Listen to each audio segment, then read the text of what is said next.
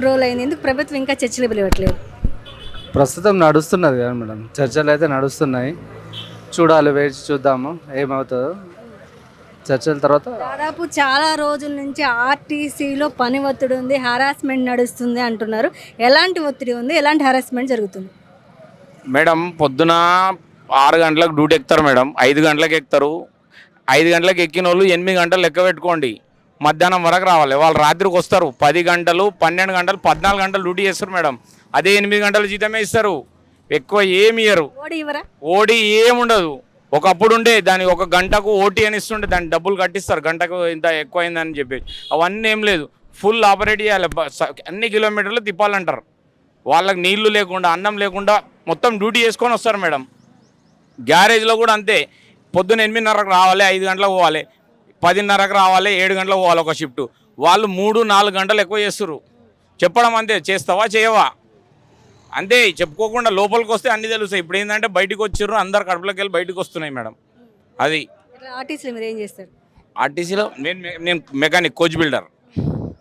దాదాపు ఆ కండక్టర్లకు కావచ్చు, డ్రైవర్లకు కావచ్చు, మహాలక్ష్మి స్కీమ్ వచ్చిన తర్వాత కలెక్షన్స్ రావట్లేదు, కలెక్షన్ రాని సందర్భంగా మమ్మల్ని వేధిస్తున్నారు. ఫ్రీ బస్సు పెట్టాక కలెక్షన్లు ఎట్లా వస్తాయి? కలెక్షన్ మేడం, ఒక బస్సు 12 లక్షలు తీసుకొస్తారు మేడం. అందులో 8 లక్షలు క్యాష్, ఏమంటారు, జీరో టికెట్ ఉంటుంది, 4 లక్షలు క్యాష్ ఉంటుంది.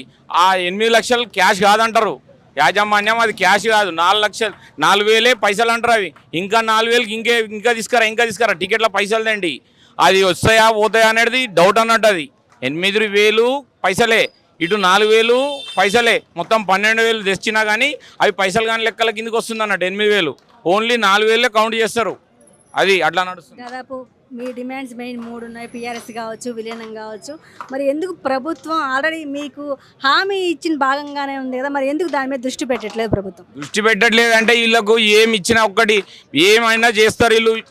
ఎట్లన్నా ఎవరు ఇలా యూనియన్ లేవు అడగనికి. ఆయన పెద్ద మనిషి, పురాణ పాత సీఎం గారు యూనియన్ లేకుండా చెప్పుకోకుండా చేసిండు అన్నట్టు. మాకు యూనియన్ ఉంటే మా ప్రతినిధులు పోయి మా బాధల గురించి యాజమాన్యంతో మాట్లాడడం, డిపోల పెద్దలతో మాట్లాడడం చేస్తుండే. ఇప్పుడు చెప్పనీకే ఎవరు లేరు అన్నట్టు. వీళ్ళు ఏం చేస్తలేరు, ఏం చేయలేరులే అనుకున్నాడు. ఇప్పుడు కనబడుతుంది, ఆయనకు అర్థమవుతుంది. ఇప్పుడు 2 రోజులలో అర్థమైంది. 3వ రోజుకు పిలిచిండు ఈయన పెద్ద మనిషి. అప్పుడు వచ్చి మేము 19లో స్ట్రైక్ చేసేటప్పుడు పెద్ద లావు మాటలు మాట్లాడిండు. ఆడ వెళ్ళి మన సరునార్ స్టేడియంలా, ప్లస్ ఇక్కడ నేను ప్రగతి భవన్ ముట్టడి చేస్తాను బుల్లెట్ మీద లాగేసుకొని వచ్చి నేను బద్దలు కొడతా అని వచ్చిండు, అరెస్ట్ అయ్యిండు. ఆర్టీసీలోని గవర్నమెంట్లో కలపాలన్నాడు ఈ పెద్ద మనిషి, ఈ నోటితోటే. ఈ సీఎంఏ చెప్పిండు, ఈ సీఎంఏ ఆర్టీసీని గవర్నమెంట్లో కలపాలని డిమాండ్తో గవర్నమెంట్లోకి వచ్చిన సీఎం ఎందుకు కలపట్లేదు? ఎందుకు కలుపుతలేడు అంటే అడగత్తలేరు కదా, అడిగేటోళ్ళు లేరు కదా. ఏం చేస్తారు మమ్మల్ని, ఆర్టీసీ వాళ్ళు ఏం చేయరు మమ్మల్ని అనుకుంటున్నా. ఆయన 2.5 ఏళ్ళ నుంచి ఏం చేయలేరు. ఆర్టీసీని ఓటు బ్యాంక్ గానే చూస్తున్నాయి ప్రభుత్వాలు.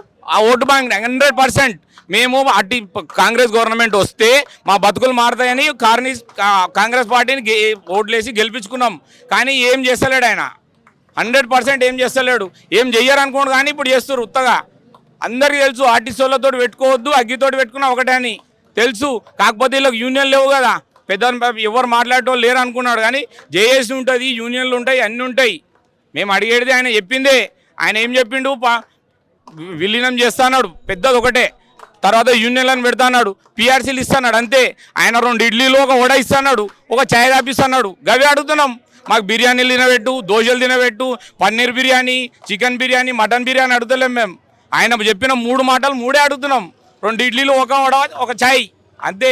శంకర్ గౌడ్ సూసైడ్ చేసుకోవడానికి కారణం అంటే భయపడ్డా ఏంటి? పని ఒత్తిడి కాదు మేడం. ఇప్పుడు ప్రభుత్వం పొన్నం ప్రభాకర్ ఏమంటుండు, ఒకటి ముంగటేసుకొని కూర్చున్నాడు, ఏం మాట్లాడడానికి లేదు. అరే ఇవి మనం చెప్పిన మాటలే. ఆయన కూడా చెప్పిండు ఒకప్పుడు, ఆర్టీసీ వాళ్ళు ముందుండి చేసిరు, సకల జనుల సమ్మె చేసిరు, అన్నీ చేసిరు అని అన్నాడు. ఆయన ఏం చెప్తుండు తెలుసా, ఒక్కటే చెప్తుండు, వీళ్ళు ఏం చేయలేరు, వీళ్ళ ప్రభుత్వం ఏం, వీళ్ళు ఆయనతోటి ఆయన ఒక స్టేట్మెంట్ ఇస్తుండే, వీళ్ళు వెనుక ఉండి ఎవరో నడిపిస్తారు అని అనుకుంటుండ్రు. వాళ్ళు ఏమనుకుంటారు, చిన్న కొంచెం గుండె ధైర్యం తక్కువ ఉంటుంది మేడం. వాళ్ళు బాధపడతారు, అరే అమ్మ ప్రభుత్వం ఇంత కూడా స్పందిస్తలేదు 2 రోజులకి అని మనస్తాపం చెంది చేసి ఉంటారు. అట్లా చిన్న మనస్తత్వం ఉండి ఆలోచన లేక. ఆర్టీసీలో సూసైడ్ చేసే కార్మికులకి ఏం చెప్తారు? చేసుకోవద్దు, మనం బతికి పోరాడదాం. మనం ఉంటేనే వీళ్ళు ఉన్నారు. మనం పానాలు తీసుకుంటే పోరాడేవాడు అందరు చచ్చిపోతే ఎవరు పోరాడరు. ముందుండి పోరాడి కొట్లాడి తెచ్చుకున్నాం తెలంగాణ వస్తే అన్నీ వస్తాయి అనుకున్నాం. నీళ్లు నిధులు నియామకాలు వస్తాయన్నాం. ఉన్న నియామకాలను పొడగొట్టుకొని చచ్చిపోతే వీళ్ళకి రాజ్యం ఇచ్చి వీళ్ళని బతికిద్దామా? మనం ఉండి కొట్లాడి మనం అన్నీ తెచ్చుకుందాం. అందరు ఎవ్వరు ఏం తెచ్చుకోకండి, ఏం కాదు, అన్ని అంతిమ విజయం మనదే ఉంటుంది. ఇవాళ కానీ రేపు కానీ 10 రోజులు కానీ ఇంకా 50 రోజులు కానీ విజయం అనేది ఆర్టీసీలోదే ఉంటుంది పక్కా, ఏ గవర్నమెంట్ ఉన్నా సరే. కొట్లాడి తెచ్చుకున్న తెలంగాణలో ఇంకా బలిదానాలు ఆగట్లేదు, ఏం చేయాలి? ఏం చేయాలంటే కొట్లాడాలి, మళ్ళీ ఇదే కొట్లాడాలి మళ్ళీ యాజ్ ఇట్ ఈస్. నీళ్లు నిధులు నియామకాలు తెచ్చుకున్న తెలంగాణలో ఇంకా ఆర్టీసీ పరంగా సూసైడ్ జరుగుతున్నాయి. కార్మికులకు బలిదానాల గురించి మీరు ఏం చెప్తారు? ఇంకా ఎవరు బలిదానాలు చేయొద్దు, మామూలుగా ఉండి కొట్లాడి తీసుకుందామని నా ఒపీనియన్. అంతే. ఇంకా ఇక్కడ ఆర్టీసీ అన్నలు ఉన్నారు, వాళ్ళతో మాట్లాడదాము. ఎట్లా దాదాపు ఎందుకు సూసైడ్ చేసుకుంటున్నారు కార్మికులు? సూసైడ్ చేసుకోవద్దని ఏం చెప్తారు? సూసైడ్ చేసుకోవద్దమ్మా, మన హక్కులను మనం సాధించుకోవాలి కానీ సూసైడ్ చేసుకోవద్దు. సూసైడ్ చేసుకొని ఇంటోళ్ళకి అందరికి పరిశాన్ కదా, ఒక ఫ్యామిలీ ఉంటారు, వాళ్ళకి ఏం పరిశాన్. నేను 9 ఏళ్ళు రిటైర్ అయ్యి నా పైసలు ఇప్పుడు దాకా రాలా. మాయి పే స్కేల్ అయినాయి కదా 17లో, ఇప్పుడు దాకా పైసలు ఇవ్వాలి. ఇప్పుడు దాకా రిటైర్ అయిన ఎంప్లాయీస్ మేము ఇప్పుడు దాకా ఇవ్వాలి. ఎంతోమంది చచ్చిపోయినారు కూడా 9 ఏళ్ళలో. ఇంకా డబ్బులు ఇలా వస్తాయని ఇంకా ఎదురు చూస్తూనే ఉన్నాం. గవర్నమెంట్ కాంగ్రెస్ వస్తే మనకు బాగుపడుతుంది అనుకున్నాం కానీ ఏది బాగుపడలే ఇప్పుడు దాకా. ఏం లేదు, ఆర్టీసీ వాళ్ళకి ఏం చేయాల ఇప్పుడు దాకా. అయితే కొట్లాడి తెచ్చుకున్న తెలంగాణలో ఇంకా మరణాలు అవసరం అంటారా? కొట్లాడి తెచ్చుకునేది ఇంకా నడుస్తూనే ఉంది. అది మన నిధులు మన నియమకాలని మనం తెచ్చుకున్నాం తెలంగాణ, మళ్ళీ అదే పాతదే నడుస్తూనే ఉంది. అట్లా దాదాపు మీ కాంగ్రెస్ గవర్నమెంట్ వచ్చి కూడా 2.5 years అయినా ఎందుకు మీ ఇవ్వలేదు? ఇవ్వలేదు. ఒక్క క్లీనర్ను కూడా అపార్ట్మెంట్ చేయాలి ఇప్పుడు దాకా. 14-15 సంవత్సరాలు అయింది, ఇప్పుడు దాకా ఒక క్లీనర్ లేదు. పని భారాలు పెరిగిపోయినాయి, పని భారం పెరిగిపోయింది, వర్క్ లోడ్ పెరిగిపోయింది, అన్నీ పెరిగినాయి. ఎవరు ఏమీ పట్టించుకోలేదు. ఆర్టీసీ అన్ని డిపార్ట్మెంట్లో పట్టించుకుంటే ఆర్టీసీ ఒకటే పట్టించుకోలేదు. మీరు ఏం చేస్తారు ఆర్టీసీలో? నేను ట్రిమ్మర్ అంటారు నన్ను. దాదాపు 3 రోజులు సమ్మె చేస్తున్నా ఎందుకు ప్రభుత్వం చర్చలకు పిలవట్లేదు ఆర్టీసీ వాళ్ళు? మేము ఏం చేయలేము అనుకుంటుంది, మేము కాంప్రమైజ్ అయ్యి వచ్చేస్తామేమో అనుకుంటారు. ఇది అందరు అంటారు కాంగ్రెస్ వచ్చింది 2.5 years. 2.5 years నుంచి కాదు, ఇది తెలంగాణ వచ్చినప్పటి నుంచే ఉంది ఇది. కానీ ఎవరు పట్టించుకుంటలేరు. పట్టించుకోవడానికి కారణం ఏంటంటే కొంచెం మా యాజమాన్యం కూడా ఇప్పుడే కాదు సార్, తర్వాత ఇద్దాం అని ఆపుతారు. ఎందుకు ఆపుతారో అర్థం కాదు. ఫైనాన్షియలీ స్టాండర్డ్ మంచిగా ఉంటేనే మేము కూడా బస్సులో వచ్చేటోళ్ళం కార్లో వచ్చేటోళ్ళం బైక్లో వస్తాం. ఇక్కడ ఏం చేస్తారు, ఫైనాన్షియలీ ఎదగనిస్తలేరు మమ్మల్ని. 2.1 DA అని 3 రోజులు చూపిస్తారు.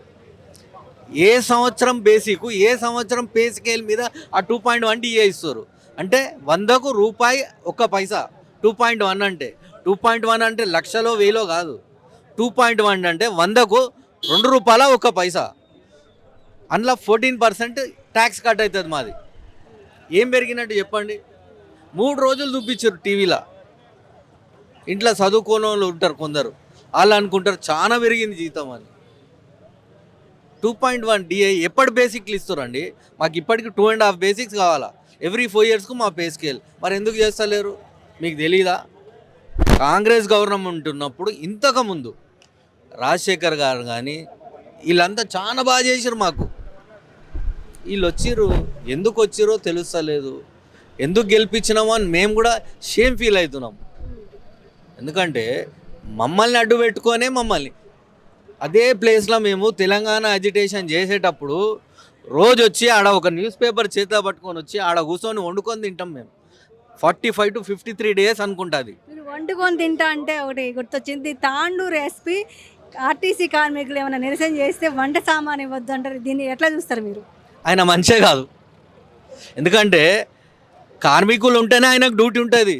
మేము లేకపోతే ఆయన డ్యూటీ ఎందుకు? ఆయనను కూడా వెళ్ళిపోరా ఇంటికి అంటారు. మేము ఉంటేనే ఆయనకు డ్యూటీ. నోటీస్ కూడా జారీ చేశాడు తాండూరు మొత్తానికి. ఆయన మీద మీ అసొంటి వాళ్ళు ఇంకా ముందుకు వచ్చి, మీరే కాదు మీ అసొంటి వాళ్ళు అందరు ముందుకు వచ్చి ఆయనను సస్పెండ్ చేయమనాలా మీరు. ఎందుకంటే మేము కూడా మనుషులమే, బంగ్లాదేశ్ వాళ్ళం కాదు కదా. మేము కూడా మనుషులమే. అక్కడ లోకల్ వాళ్ళే వాళ్ళు కూడా అయినా ఇంకా ఒక కొద్ది రోజులు అయితే ఎడికో ట్రాన్స్ఫర్ అయ్యి వెళ్ళిపోతాడు. అక్కడ పుట్టి పెరిగిన వాళ్ళకి ఆడ ఉద్యోగాలు ఇస్తారు. మరి వాళ్ళు ఎట్లా చేయాలా? ఆయన ఏం చేయాలో మీరు కూడా చెప్పాలా, మేమే కాదు మీరు కూడా చెప్పాలా. ఎందుకంటే ఆయన లెక్క మేము కూడా మనుషులమే కదా. ఆయనకు అంత పవర్స్ ఎవరు ఇచ్చారు మరి అది కూడా చెప్పాలా. దాదాపు ఆర్టీసీ కార్మికులు 3 రోజుల నుంచి సమ్మె చేయడం ఆందోళనలో ఉన్నారు. శంకరగ్రహ మృతి చూసాం. కార్మికులకు మీరేం చెప్తారు? సూసైడ్స్ ఏం చేసుకోవద్దు ఎవరు. ట్రై చేద్దాం, ఎంతో సాధించినాం. ఇది నథింగ్, ఇది నథింగ్. అనుభవం లేని లీడర్లు ఉన్నారు ఆడ, అంతే. అనుభవం లేని లీడర్లు ఉన్నారు. ఎట్లా చేస్తే డబ్బులు వస్తాయి అనేది గవర్నమెంట్ పెద్ద పెద్ద లీడర్ ఎవరైతే ఏసీలో ఉన్నారో వాళ్ళు ఆలోచించుకోవాలి. డబ్బులు ఏడికేంచి వస్తాయి అనేది ఆలోచించి తీసుకురావాలి.